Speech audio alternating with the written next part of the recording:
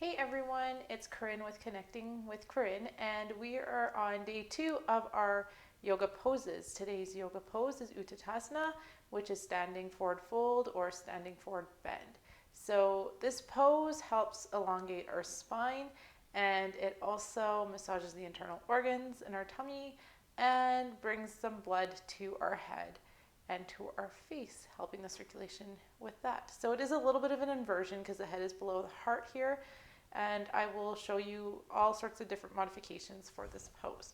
So join me coming to the back of our mat, and you can stand the front, middle, back, doesn't matter. I will move to the side so you can see the back. So let's inhale, we bring our arms up overhead. Now belly pulls in here, we engage the core as we dive down.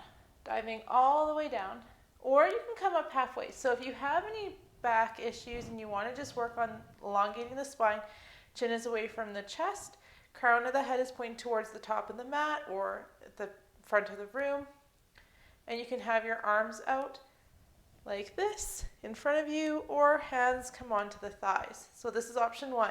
Option 2, if you would like to do the forward fold, then we just forward fold, belly pulls in as we dive forward. Now option 1, you can let the hands hang heavy. Weight is in the toes, so we roll the weight more into the toes than in the heels.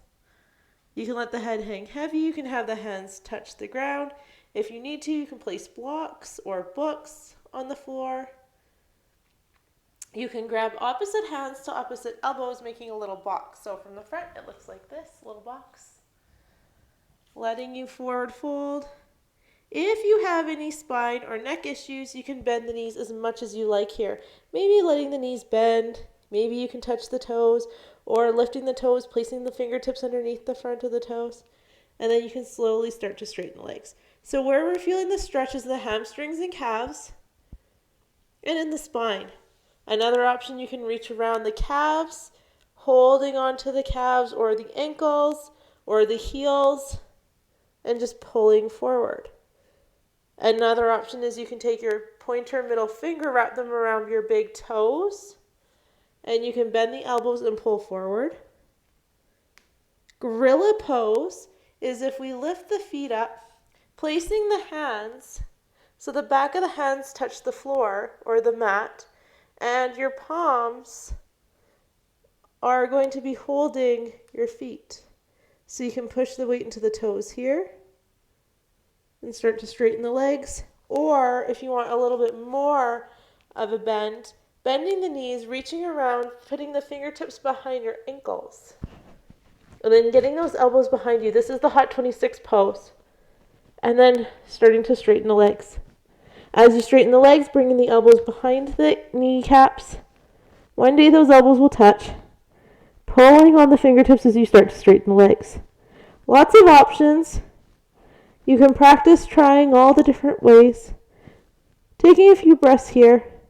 And then when you're ready, you can bend the knees, belly pulls in, and you can either come up ever so slightly, vertebrae by vertebrae, or I like to reach around, coming up to standing. Now, if you have low blood pressure, and then exhale, hands come to heart center. So if you have low blood pressure, just be mindful. The head is below the heart. So when we come up, sometimes we feel a little dizzy. So that's just something to be mindful of.